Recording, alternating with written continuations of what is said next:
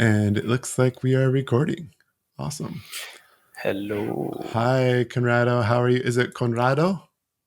Yes, Conrado, but call me. Conrado? Yes, Cool. That's awesome. Are you from Brazil? I am. I'm from Sweet. Brazil. Well, I'm really excited to go over your work with you and kind of just spend this time however you prefer. Tell me a little bit about yourself and what your goals are. About myself, first of all, I started wanting to do marine biology. Oh, wow. And then I saw that my grades from at school were terrible at biology and chemistry and physics. So I went to game design for how do you say it? For a degree, and the course was horrible and expensive.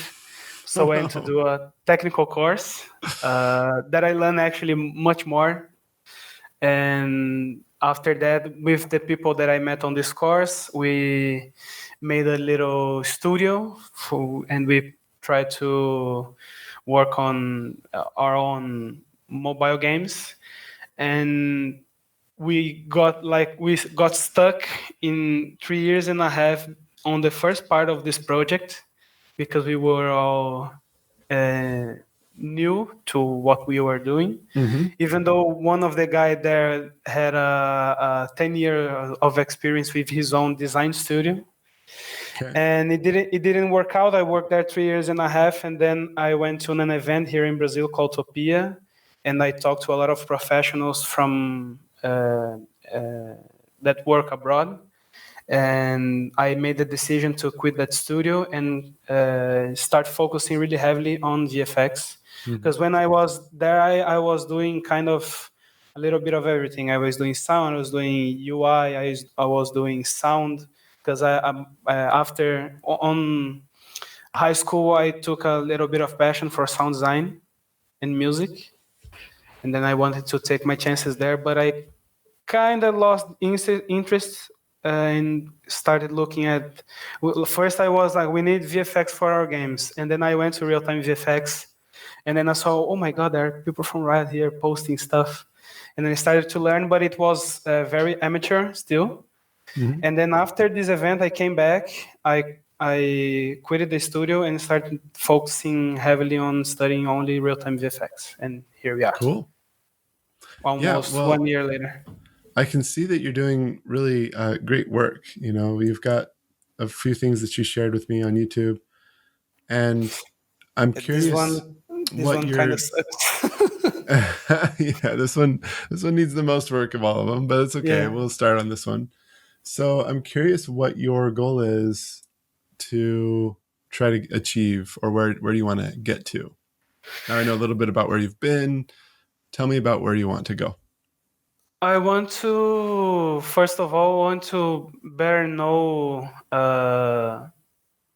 not pipeline, but the process. I know that there are a lot of ways to resolve a lot of things. No, but I want to know this better so that I can have a better range of trouble solving. Right. And I also I've observed that I have a lot of trouble with color, a lot of trouble with color. Not only controlling the range of the grayscale in Photoshop to Unreal, but also choosing color palettes and working with colors and knowing where to use color in secondary and tertiary elements and all of that. I think that's wonderful that you know that.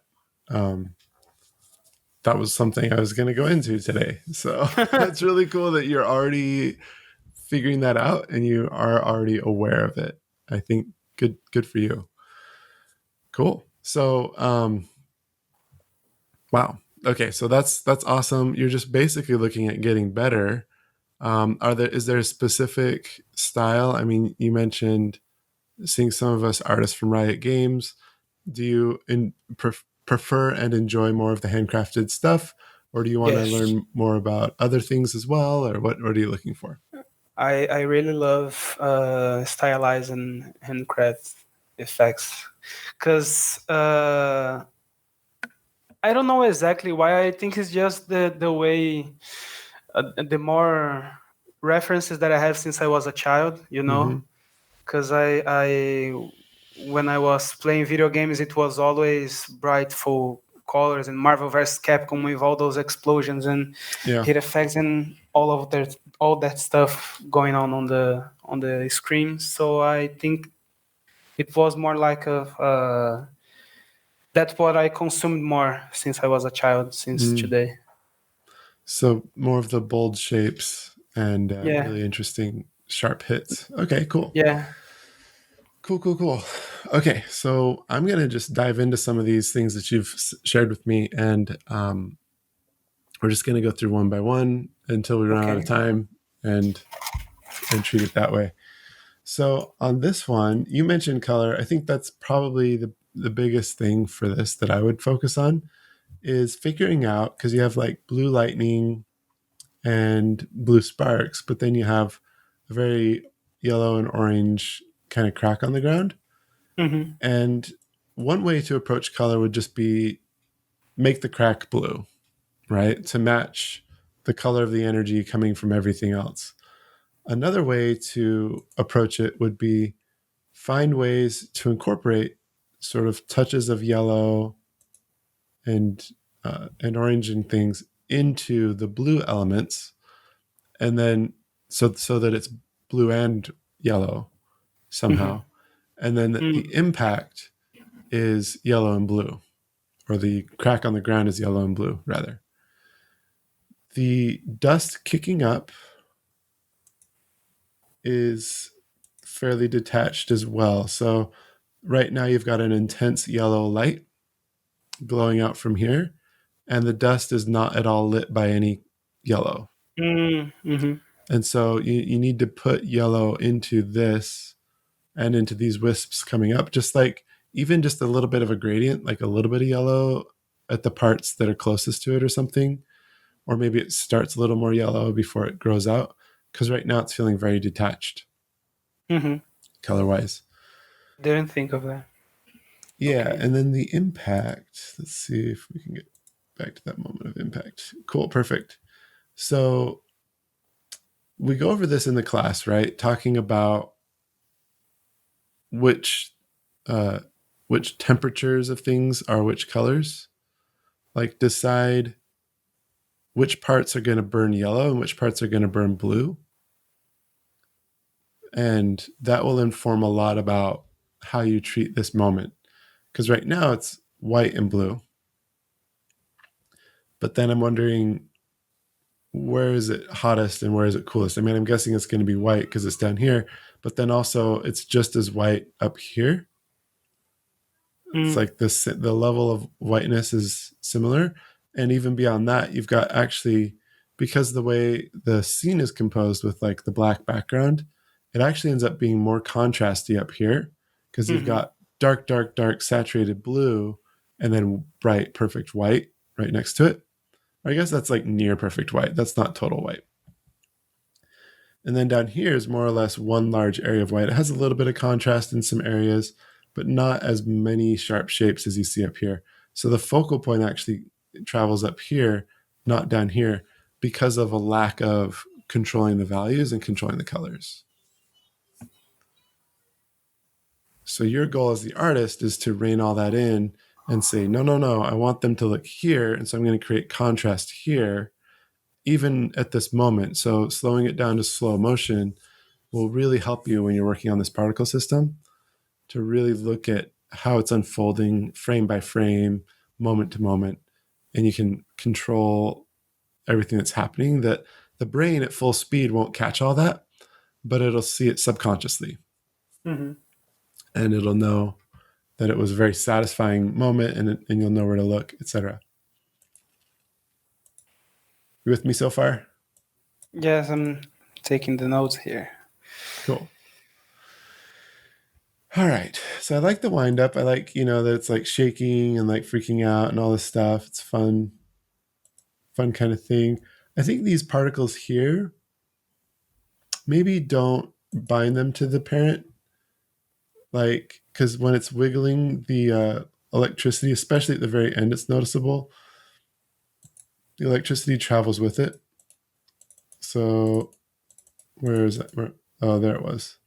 So there was this one here that when the ball moved up, these sparks moved up with it. Mm-hmm. If I play it again, you'll see it. Maybe I know it's like a bad frame rate for you, but in the recording it'll work. So, but yeah, these bits that are flying off, when the ball like travels or wiggles, they kind of wiggle too. So maybe just detach those ones that fly furthest out from the parent. I think probably with the smaller ones, you're more or less okay. But yeah, you kind of want them to like resolve in place because static electricity wouldn't move that way with the object. Mm-hmm. Yeah. So that's kind of fun. I think, you've got a gray ball up here. I think you could play around with the shader on the ball a little more. It has the Fresnel right now, but you could play around with like maybe an internal glow to it or something like that so that it feels like it's a source of energy, like that it's actually a particle that's actually an effect. Because by leaving it as a gray sphere, you miss a huge opportunity to work into what we were talking about with the color depth. Mm.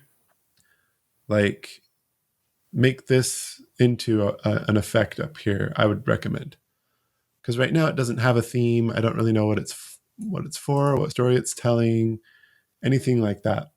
And then it stretches, and then it gets even more confusing because now it's a bolt of lightning, and I don't know how those relate to each other because I don't know what kind of energy the ball was made of to begin with. Mm. And so thematically, it's struggling with the ball and then the lightning and then the fiery ground. There's kind of three different potential types of magic or types of energy, and they're not quite working together.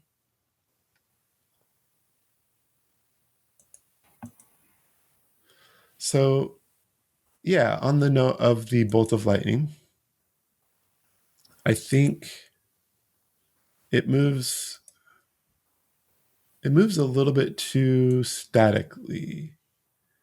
Like, maybe part of it is that if you just stretched it up, like if you just took this bolt and literally stretched the particle up to where the ball began and tied it more into the motion of the ball, like maybe the ball, like um, instead of the ball slamming down, like the ball like shrinks more in place and the bolt of lightning shoots out from it or something.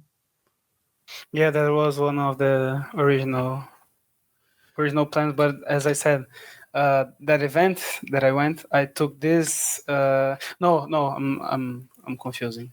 That was actually before.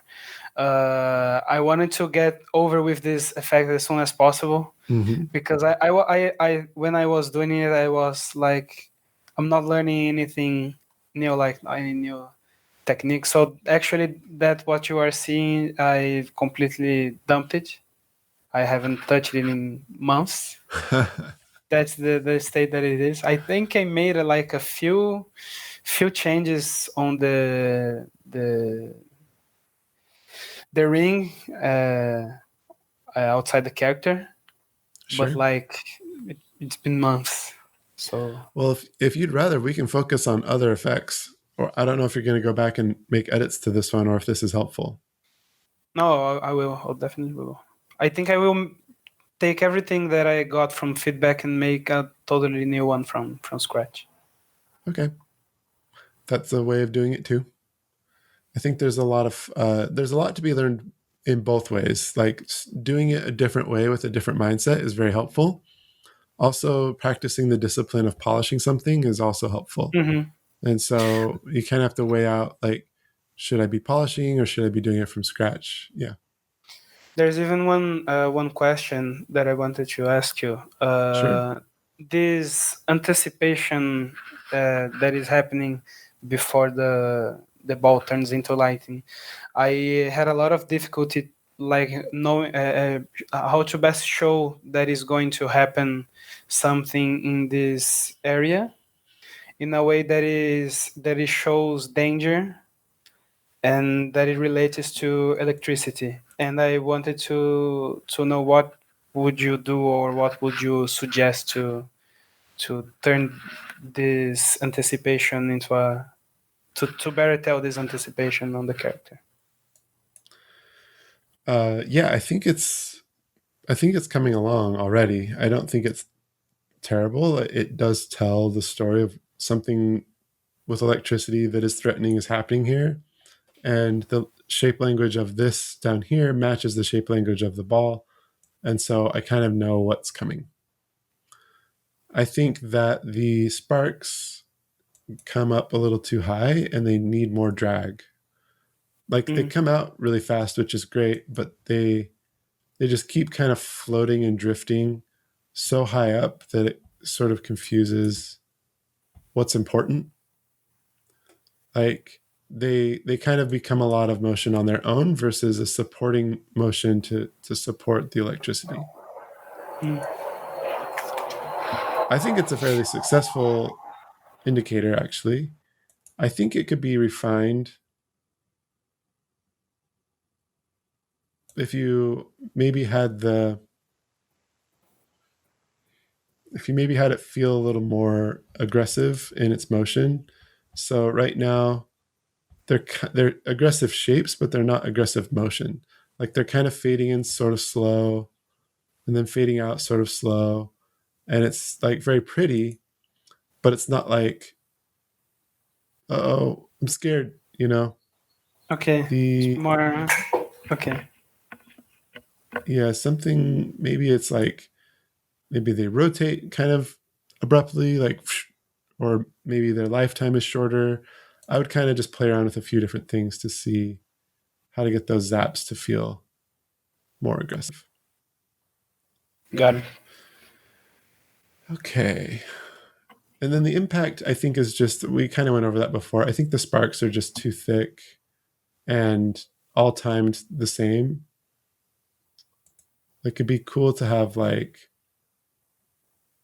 just a little bit more, because it just feels like, but it'd be cool if it was like, or just, if the sparks kind of had a life to them that felt sort of like either a double beat or maybe like, what am I trying to say? Yeah, some kind of interest in the motion of those sparks, I think would be good. You could probably slow them down quicker.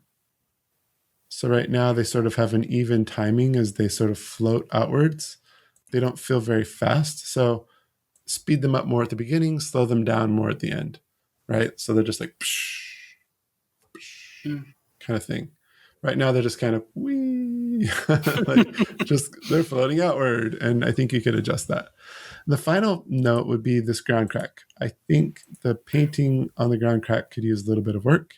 Right now you have sort of round squiggles in the shapes, and that is not how concrete or stone breaks.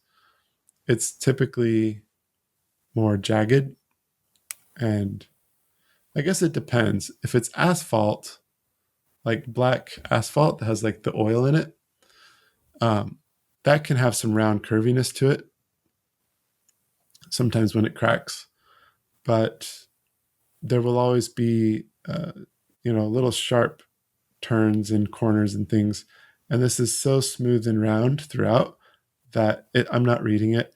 Also, I think it's an opportunity because you have sharp shapes in your electricity to get the shape language of this to feel like it was blasted by electricity, instead of feeling round and smooth, more like asphalt. Mm-hmm. All right, moving right along. So here you've got a missile, and this is probably my favorite of all of yours. I don't know if you feel the same way about it. I actually, it was like a progression. When I finished this one, I was like, man, I like this a lot. And then when I finished the ice explosion, I kind of like that one better. The ice explosion is good too. I think so. To talk about this one first, I think that you're getting some popcorning. Mm. These little bits here. You can solve that a few different ways. You could add a secondary element that sort of is not as loud, but sort of is a trail or a ribbon that is a wisp through this. That's also kind of orange. Or you could do another element that is similar to this, that's in between, that kind of fills in the gaps with like another kind of more nondescript puff. Or you can just raise the emission rate and just have more of them so that they connect better. That gets a little risky because it could create a lot of noise and prominence in the trail that you don't want because you like the focus to be on the head. Similarly, these smoke wisps, they're not as bad because they're more subtle. They're not as bright, but they also have popcorning, the dark smoke wisps as well. Pieces of popcorn. Pop, pop, pop, pop, pop. So yeah, just something to unify these and get them to feel more congruent would be great. The impact is my favorite part. Super cool. Like the cast effect is nice, the wind up, it's very satisfying. And then when we get to the impact, it's just such a good payoff. You've got this nice wave that pops out, and then all the flames and the burst and the bits flying. It's really coming along nice.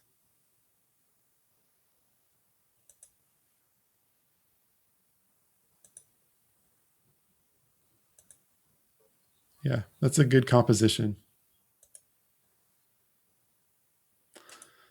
I think maybe the ring that comes out could have a little more elegant of a finish. Right now, the ring comes out and it kind of pops away. You could probably fade that down dark as it dies or something like that, or even just fade it out for just a couple more frames. It just dies a little too abruptly right now. But I like this effect generally. I think it's good. All right, then we have this one. I like this one a lot too. I think it's really nice. The timing on the wind up feels really satisfying. The timing on the impact is nice and satisfying. The biggest fix that I would go for is really based around just believability. Right now, the ring that comes upward, the darker blue ring that travels upward, feels out of place because, okay, so I'll try to pause it. So this guy here feels out of place for me because in my mind, if it's you've got on the ground an outward ring that burst out from the center and it's growing radially outward, but then you've got one coming up and it's growing out a little bit, but not very much. And I'm not sure if it would do that in real life. And I know this isn't a super realistic effect by any means, but it needs to follow some basic principles of physics in order to feel nice and satisfying and have a good payoff. And so I think I would lower the angle of how high that's coming up. Now I know you've got this other element in here that's kind of like a tornado almost, that is like an after thing. And the timing of that is just beautiful. Like you've got this amazing impact coming out, and then this really satisfying sort of bowl that comes up and lingers a little longer than everything else. So play that again. And so I realize, showing an upward force to kind of explain why this this bowl would be kind of coming up and then falling down like that. I get the intent, but they're not quite matched up with each other for starters. So like the darker blue one is further out, but then also the shape language of them don't match. So like the darker blue one is like these sort of sharper shapes, and it's just a very thin ring with nothing trailing behind it. And so what that ends up doing is it becomes a dead giveaway that this is one element, right? That it's one mesh with a texture painted on it, and I can see through the magic trick and understand how it's working. And that's what you want to avoid as an effects artist.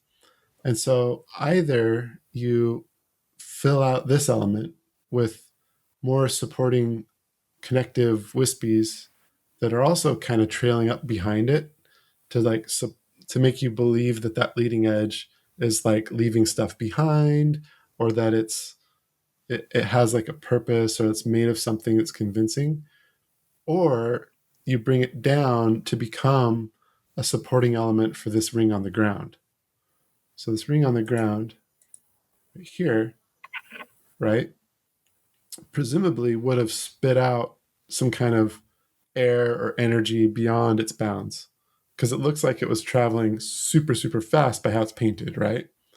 Like those are very, very straight, sharp lines, which tells me that it needs to it needs to have something that it shoots out beyond in order to be convincing. Okay. So it's really a composition issue and about understanding what the different elements are for and how they should be expected to behave.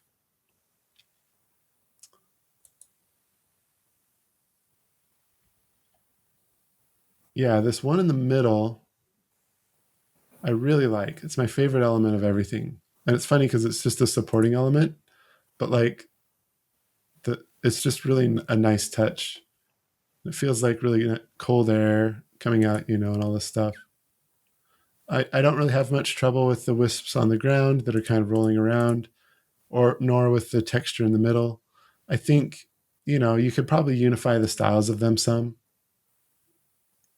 So like these outer puffs and then the one in the middle, I feel like they're different detail levels. Like the ones on the outside have a lot of little detail in the smokiness, whereas this big one here has very little detail in the smokiness. And then these have very little detail and the iciness and the wisps on the ground. So you could probably, just by lowering the level of detail in these puffs, you could probably get everything to match pretty nicely in style. As for these bits flying out, we always got to talk about the bits. Let's see. Yeah, I think again, it's a focal point issue. I do the same thing. Sometimes the flash frame does feel like this, but maybe you put like a spiky glow ball in the middle to be where these are at now, and then tone them down so that you can get the focal point more in the center. Because right now it's kind of just a cloud of spikes, if that makes sense. And it's not like necessarily super... Sorry. It's not like a super exciting... Like this here promises really controlled values and like a nice center and focus of energy and stuff, but it feels like a completely different spell once it hits. It's like you've lost control of all of that stuff that was going on. By the way, I like how this feels here. What happens? Does it like scale up or something? It does scale up. Okay. It scales and traverses the mesh. The mesh is actually much bigger. It's not a ring. Yeah, well, it feels like so this outward direction that it has, where it's like going out away from the ring, feels great in this frame, but then it's like it curves back in, which feels weird. It's like it's inside of a bowl running up the edge versus like bursting outward. You know what I'm saying? Mm-hmm. Needs to be free.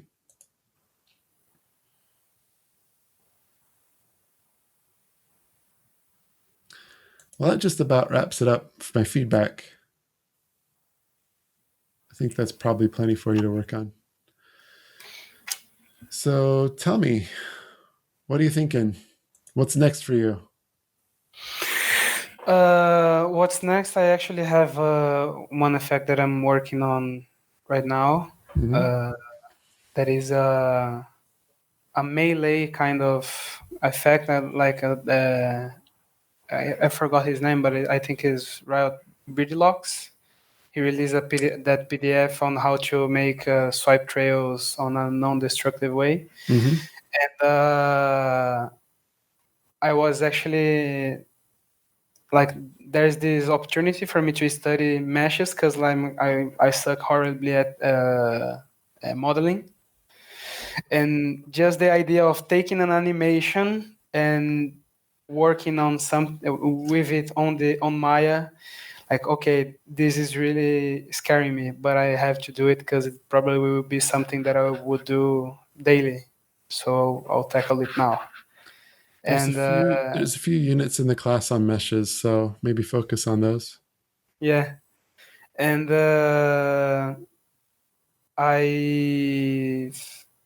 I've been working on my portfolio. Mm-hmm. I've been studying, and my next not project, but the next thing that I want to do, I want to apply to a studio here in Brazil, in São Paulo, called Wildlife Studios.